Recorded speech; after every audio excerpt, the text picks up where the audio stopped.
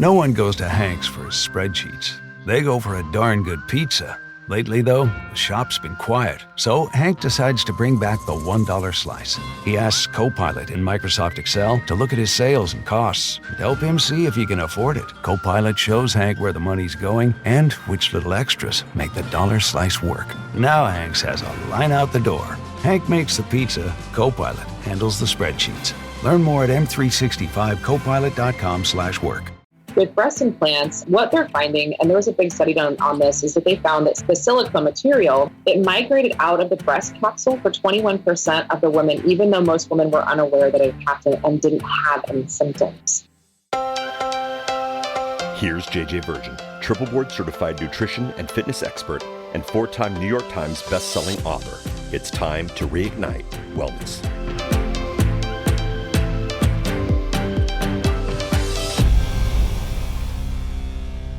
Alrighty, we are going to be diving into breast implant illness today. It's really about how breast implants could potentially be creating problems for you. What are some alternatives to them? And if you are going to remove them, what you need to know pre and post. And it's actually an even bigger conversation than that, because we're really going to be talking about toxic burden, what could push you over the edge, and the impact that that can have on you. I'm going to be talking with Diane Kazer. She's a pro soccer player turned functional diagnostic nutrition practitioner and a holistic health coach. And she's also really courageous and brave. She has decided to take this subject on because of her own personal story, which we'll be talking about, and really be a voice and an educator for how to overcome breast implant illness. She's also the author of Overcoming Breast Implant Illness, as well as the creator of the CHI program, Cleanse Your Body, Heal Your Hormones, and Ignite Your Life. Now, before we dive in, I want to do a shout out to Julie Laurent. And Julie Laurent left a 5-star review. And she says, I'm a physical therapist who is interested in all aspects of health and find this podcast so informative and inspiring. I've developed a much healthier relationship with food since I started listening and incorporating principles into my daily life. I'm also very tall, 6'1". Well, you got me beat by an inch. I'm 6 feet. And I now weigh 158 pounds, previously 170. Go team. Very good. And I'm stronger and leaner at age 51 than I was in my 30s when I ran every day but ate crap. I gotcha. That's so cool. Thank you. And please keep the podcast coming. All righty. I will keep them coming. I want to share one more cool thing with you, and then I'll be back and we will dig into breast implant illness. Diane Kazer, welcome to the show. Good to have you here. Hey, JJ.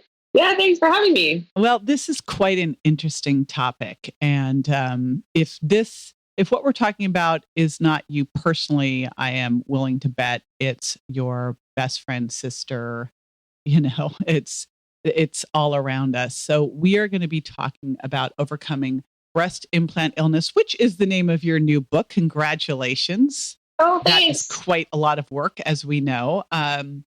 And what I'd love to start with is, before we really dig into what is breast implant illness, how to know if you have it, how did you get started in this? Why are you doing this? Because you're really on a mission.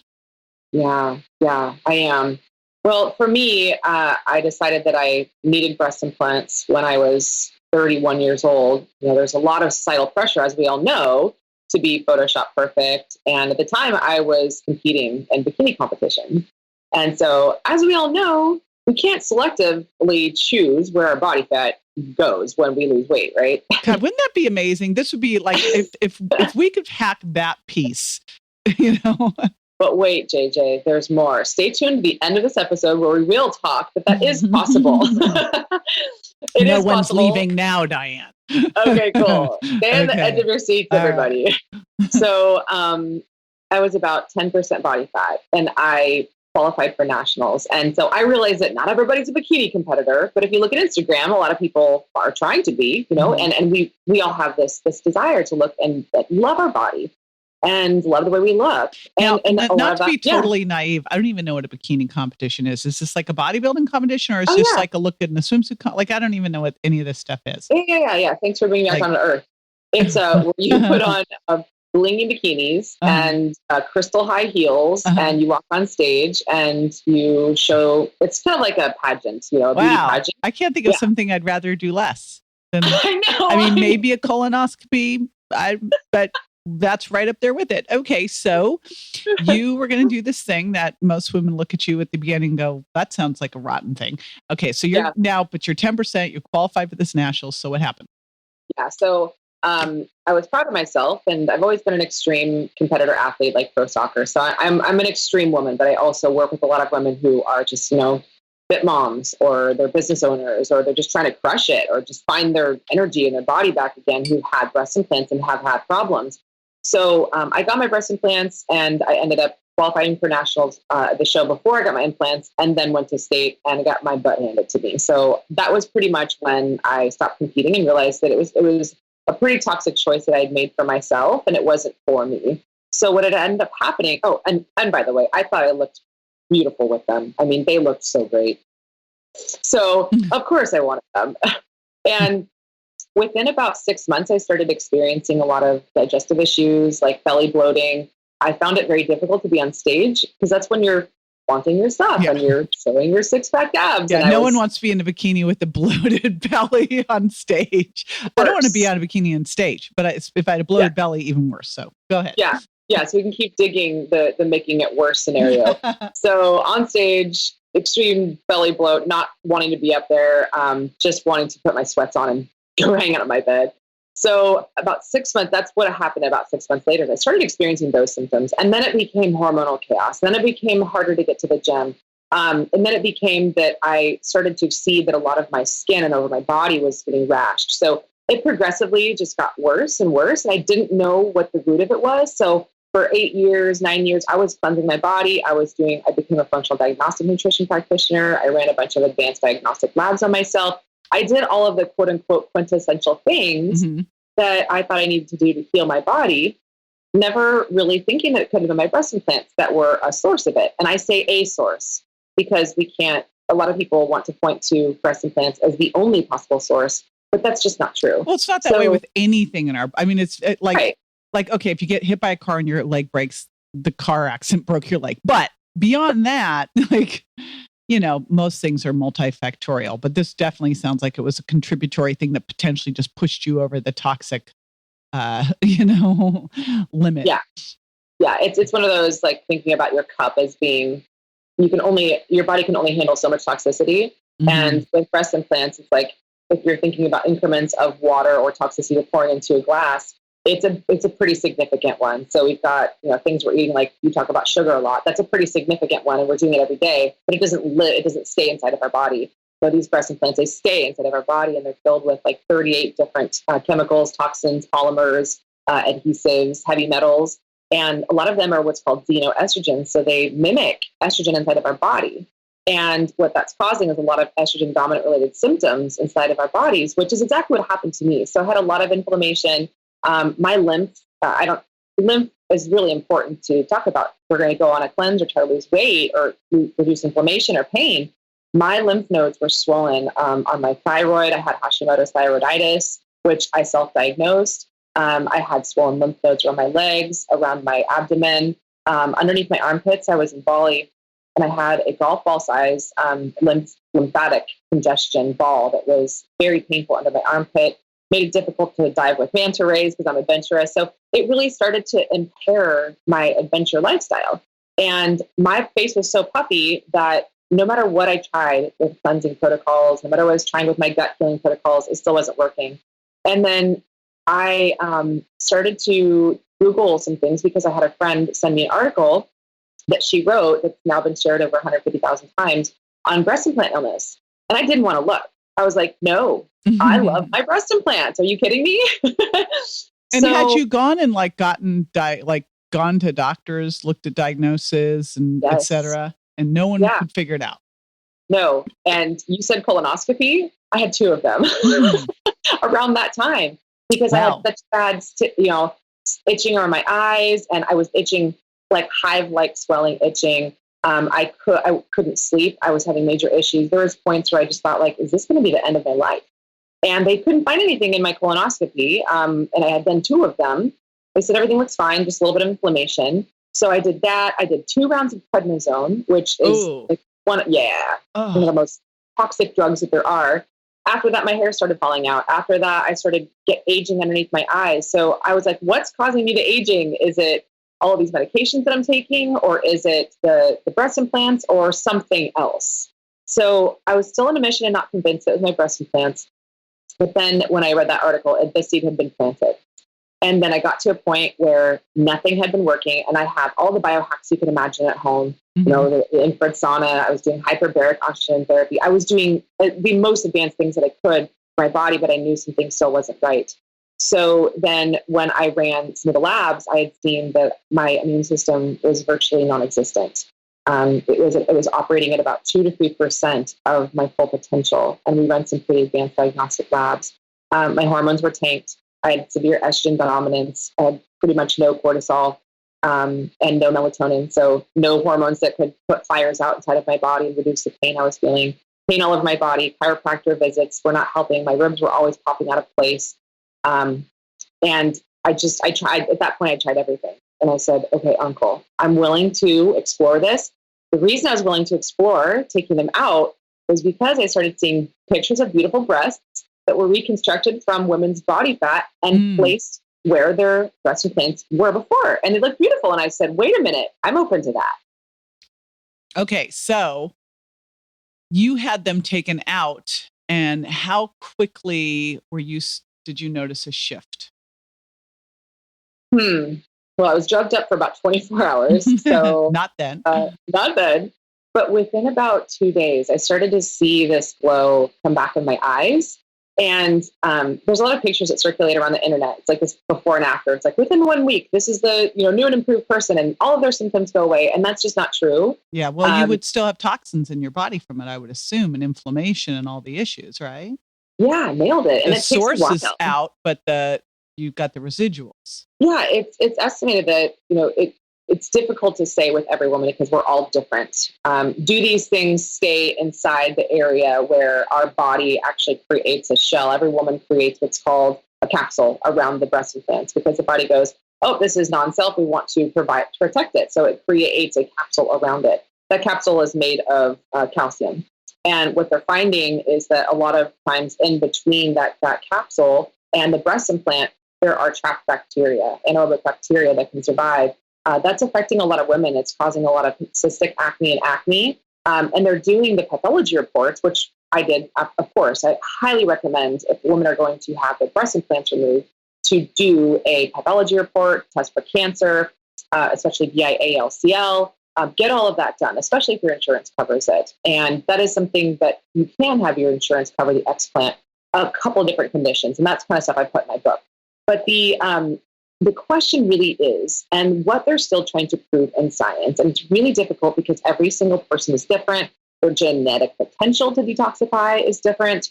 How much toxic burden they had even before they were birthed in this body is different because of their mom could have had a lot of lead in their body, and that takes a long time to clear from the body. We get dumped into over 200 chemicals by the time we're born now. So we have this big toxic burden. With breast implants, what they're finding, and there was a big study done on this, is that they found that the silicone material, whether or not it was, and this was done on silicone breast implants, right? So I get the question of what about saline? But this is silicone. It migrated out of the breast capsule for 21% of the women, even though most women were unaware that it happened and didn't have any symptoms. And what I've been finding just from my own clinical experience with my clients is that we've been finding silicone toxicity and silicone sensitivity. So then if they try and now is that something you can test for? That was one of the things that was on the market. And that's when they really started finding a lot of women sensitive for silicone. No, but could you could do a test on silicone sensitivity? Is there a way to do that? Like like a blood test, kind of like we do with food sensitivities? Yeah. And if you went in to ask your, general practitioner, that's not something that they would say. No. Yeah. No. We'll put a resource in there. So if you can give us the resources, I imagine a lot of this stuff is in your Overcoming Breast Implant Illness book. And I like that analogy. I always look at toxic burden. It's so critical to realize, okay, we've got our genetics. I think most people don't even think that, when you give birth to a baby, that baby actually, you've offloaded toxins. You can offload toxins in your breast milk, toxin cross the placental barrier. So it's like, so you've got that issue, why it's so important to detox getting pregnant. And then you've got like all the ones you get bombarded with. And it sounds like this could just be that piece that for someone who's a poor detoxifier, has a lot of toxic burden already. It could just be, it just overflows the cup, Yes. Right? Yes. Can I say something about that, JJ? Because, everybody is, I wouldn't say everybody, but most people who have been on a journey of trying to overcome health issues have heard of the MTHFR SNP. Wait, that is a potential enzyme SNP that you have on your genetic potential to detoxify. And so a lot of people are led to believe, even your GP can run that. Do you have an MTHFR SNP? And a lot of people are led to believe that if you have that, then you're screwed. You can't detox well. And it's just not then true. We have 40% of the population who's screwed. It's like, yes. Come on. Yeah, exactly. So it's like, 40% of you are going to just accumulate a ton of toxins and you're screwed. Nothing you can do. But of course, epigenetics, we now know that taking methylfolate and avoiding certain toxins. And for people that have that SNP, and I am double homozygous. So I got one for my mom and one for my dad. So technically I'm 70% impaired. Okay. Yeah. So I think that's something that in the future, surgeons and anybody listening who's considering breast implants or who have them and are having problems should just really ask that question. Do I have these kinds of genetics that code for an impaired ability to detox? I actually have a girlfriend who had is coming out of breast cancer and is having reconstruction. And she did a lot of it from fat, but she also is having implants. And before the doctor put the implants in, he did a genetic study on her to see if she was a candidate, which I was like, oh my gosh, that is so cool that he is doing that. Okay, now he went back to you. I'm sorry, I did a little interrupt. No, it's all good. I love these stories because I believe that is that kind of forward thinking research for doctors is so important. It's so important. Because genetics aren't destiny. I mean, it's said that it's anywhere between 5 to 25% of the big picture. But we can overcome that with epigenetics and our lifestyle and turning off the bad genes and on the good ones. So I definitely was probably not a good candidate for it because I had double homozygous. I wasn't really good at methylating harmful estrogens. And breast implants have toxins that if they're leaking through are xenoestrogenic. So that could have been a part of my big picture and my estrogen dominance load as well. So there's a lot of different considerations that if someone were to get breast implants or have them, women who have eating disorders or who have mental disorders, depression, suicide, these things are what we're seeing is a lot of women having autoimmune disease from it too. So if you have a predisposition to autoimmune disease, these are factors that I absolutely believe that before someone puts them in or is considering, what's the big picture here and my total toxic burden, is this adding to it? And what we're seeing on the other side of it is a lot of lupus. And after a woman gets a mammogram, as an example, that's when we're seeing a lot of incidents of rupture. And then that's when the implant starts to move, the material moves throughout the body and it causes a lot of problems. So let's talk about symptoms. Like what are some of the most common symptoms for someone with breast implant illness? Yeah, some of the ones that I stated earlier are some of the more common ones where we start to wonder what's going on, like my hormones. There's got to be something going on with my hormones. And we go to our doctor and get a blood test, and it's like, well, everything looks fine. You're like, well, I don't really feel fine. So that's kind of the starting point. It sounds like a lot of like the classic signs of toxicity are just, the fatigue, hormone disruption, inflammation, rashes. I mean, it sounds like a lot of the common stuff that are toxic burden related issues. Yeah, because these toxins block the receptor sites on where minerals and hormones and the good stuff would get in, so they block it. And so when we do the real deep dive detox and do it customized to each person, then we're starting to actually absorb nutrients again, and we can make our own energy in our cells. So what we have is a lot of people, myself included, insomnia, which would be a hormonal issue, or just having issues falling asleep, just not feeling rested when they wake up in the morning. Estrogen dominance, like symptoms like PMS and maybe even PCOS too, which is a different type of situation, but a lot of different sensitivities, be it chemical sensitivities or food sensitivities or your husband sensitivities, people at work sensitivities, cranky sensitivities. But it is one Yeah. I saw in the years of working with food intolerances that, the majority of people would have a few things that they'd respond to. Maybe dairy and eggs are the most common ones. Yeah. Soy, corn, and peanuts next ones. But then you'd see those people that just were reactive. Right. And those reactive people, like I always hate to make generalizations, but the majority of them, I started to really look and I go, wow, they were not good detoxifiers. And they had just had this elevated toxic burden, and you just started to see them being super reactive. Yes. Just like they're super reactors. They just, and I used to watch for it going, all right, do you sweat? Do you sweat well when you work out? Do you eliminate well? Are you it's like, they are the ones who are just, they don't sweat. They never get too hot. Like all of a sudden you're going, oh, right. Yeah. So, and a lot of that thyroid condition too. Yeah. So it sounds like, that really what breast implant illness is just a toxic burden overload caused by breast implants. And from what you've said, you kind of started saying it, I don't know if we mentioned it, like what are some of the different chemicals that are in breast implants? And are these in all breast implants or just specifically silicone ones? What are some of these things in there that are problematic? Yeah, these are the ones this one specifically, there's 38 toxins in breast implants, and I can provide a link below so you guys can read more about it if you want. But there are things like methyl ethyl ketones, which is a neurotoxin. There's many things like the acetones, which is the same thing that's used in nail polish remover. There's heavy metals too, and carcinogens. Of course, we know that there's silicone in there, but a lot of women are developing antibodies to silicone. We're seeing this in lab tests as well, which sucks because if you're trying to age gracefully, and our body's attacking our own collagen because of silicone possibly moving around, then we're not able to put ourselves back together with collagen. So we're seeing that in labs, and we're actually seeing that in studies as well. There's things like lead-based soldiers. There's platinum. We're seeing that some women have high levels of tin when we're doing heavy metal testing. So heavy metals are a very serious concern. And of course, the majority of it is silicone, right? It's that gel inside of it. And a lot of it is not as much, like the other things are like less than 2% when we're considering the big picture. But there are things like, the carcinogens are the big issues. But then when you really think about this too, JJ, night shift workers, that's a carcinogen.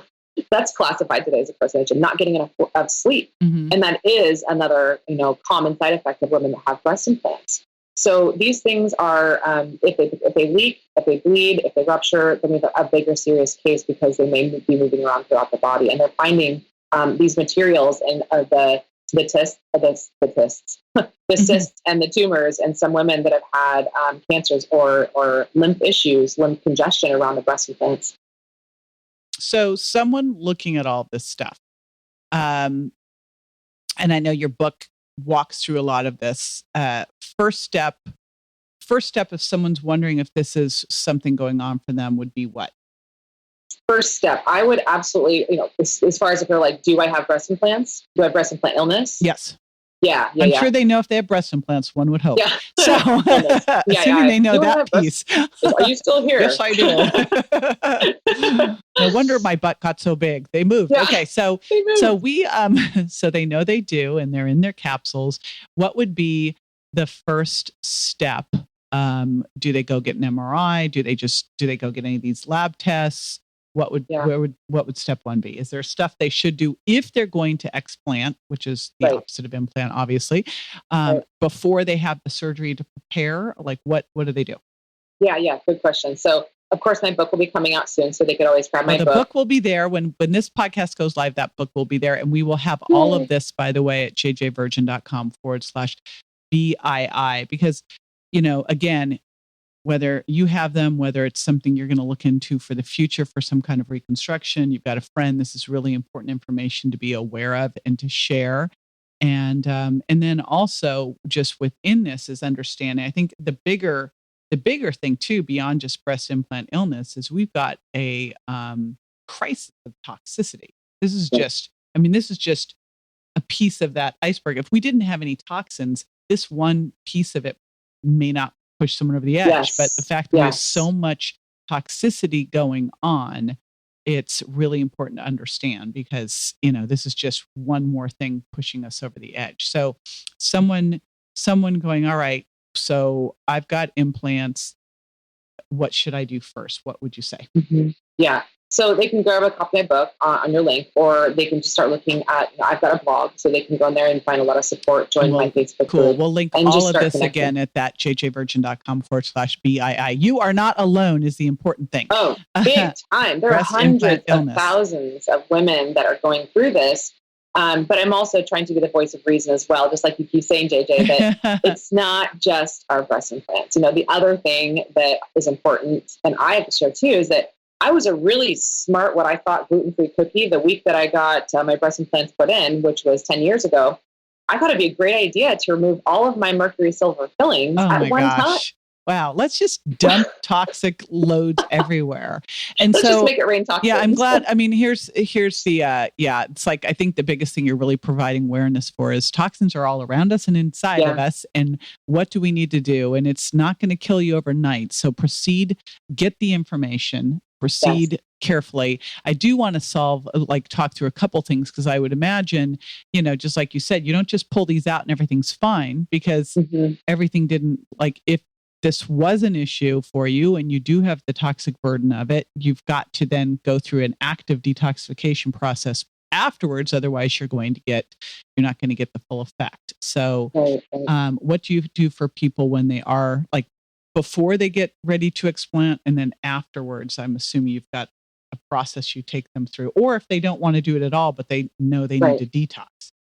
Right. Good question. So I want to answer your first question, which is what do I do before too? So if you suspect that you may have breast implant illness, like I said, the links that JJ has provided, first step, because you'll start to see you're not alone. And what are other people doing? I would be very, very mindful to not get caught up in the hype, because the worst that I felt in my journey was when I was Googling all of the symptoms and the pictures and looked at all the other women who were suffering, and I was like, I'm going to die. It's whatever condition we have. I remember, when my son first got his traumatic brain injury, and I'm like, all right, you start to look and you're like, oh my gosh, it's all I needed to know is I had a little teeny bit of hope, even if less than 0.1%, I was fine. We could do it. And that's the important thing here, is that, this is something that you can totally recover from. And you'll be fine. Proceed, and don't freak. Okay. Yes.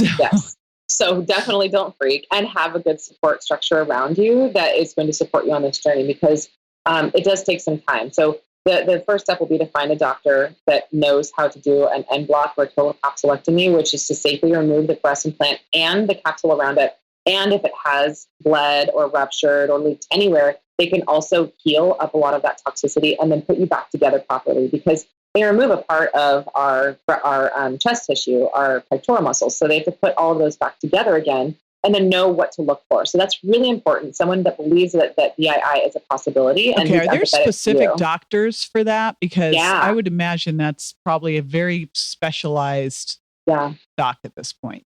Yeah, because you don't just want to go back to the surgeon that implanted. A lot of times what's happening is that we're seeing that women are just simply going into the back of that doctor, and they're removing the implants, but they're not removing the capsule. And that's kind of akin to looking at a dead part in your body that has infection on it. So it's important to clean the whole thing out. And sometimes you can get that done and approved by insurance. I fought for it, and I saved $5,000 because there's some women that are paying for it out of pocket. But I wanted to make an impression, and I wanted to learn the formula so I could teach other women the same. Cool. Is that in your book? Yeah, it's in my book. It's definitely in my book. Okay. And so the thing I've learned from this too, JJ, is that a large percentage of women are not standing up for themselves. They're just like, okay, well, whatever I got to pay, it's fine.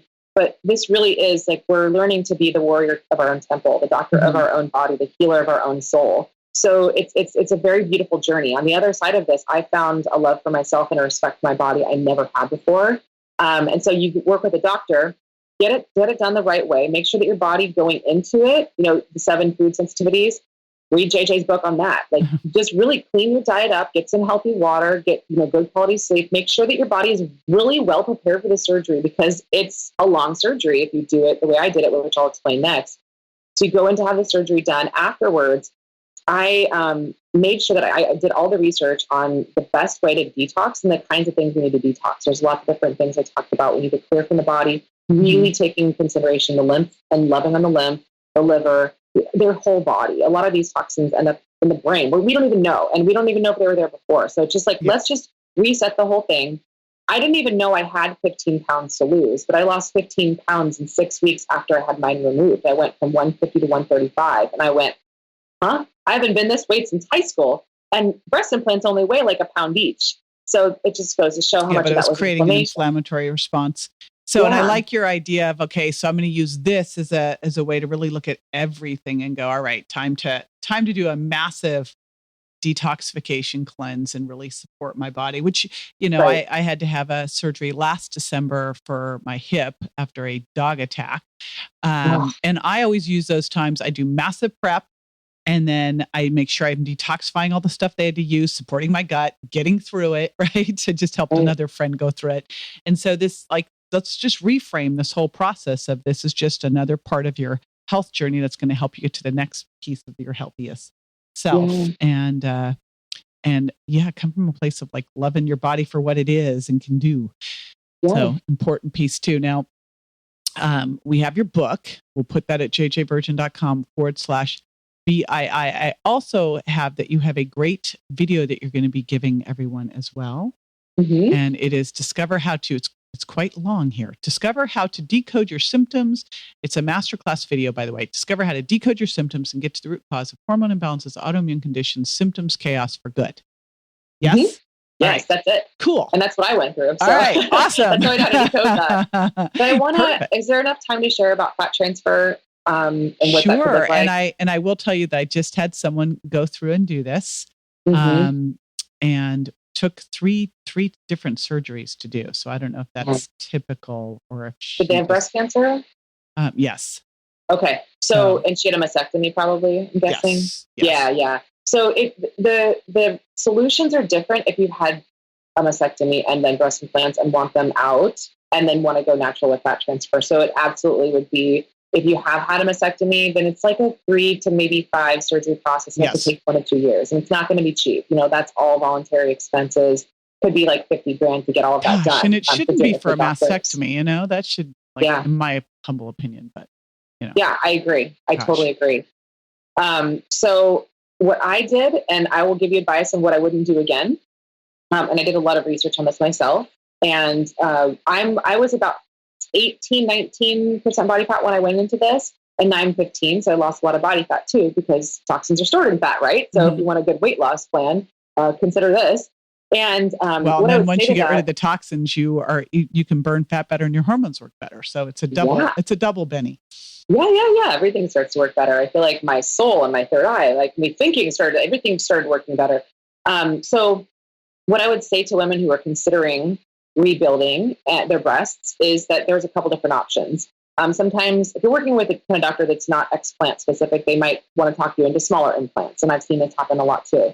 But if you want this thing to be all cleaned up, you have 2 options. You can have them, actually you have 3 options. You can have them removed and that's it and nothing else. They remove the capsule, they clean out the area, they put you back together. For smaller breast implants, that may work. But for larger breast implants, I had 475 cc's, which were about over 1 pound each.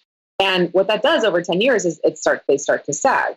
So you have, downward facing areolas. And so people go, well, can I get a lift? Yes, you can do that. So that's your second option, is you can have them removed and then you can have a lift performed. You go back to about the same level of tissue that you had before. You don't lose tissue during the surgery, even though you may have heard that somewhere else. You might lose a little bit, but a lift. In hindsight, that's all I would have done. Because I was only like 18, 19% body fat. I didn't have much. In that one surgery, which took about 8 hours, I did have fat liposucked from my waistline, in my inner thighs and my lower belly. I didn't have that much to remove, but I thought, let's see what happens. Cost me about $5,000 to do that part, $5,000 for the lift. And I noticed when I looked down, I was like, wow, these are great the first month, but then they start to settle in. Yeah. And your fat gets reabsorbed.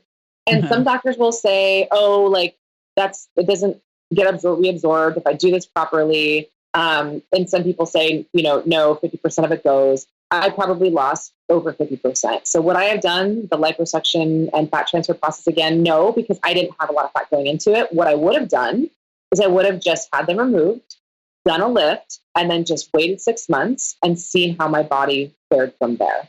Because most times you'll lose the fat from the other areas anyway, because the toxins are in that fat. Yeah. It's interesting. I've done some stem cells for various joints, and I had to remove 1 ounce of fat. 1 ounce. Okay, 1 ounce of fat. I'm like, okay, in office procedure. I actually Facebook Live this because I'm ridiculous.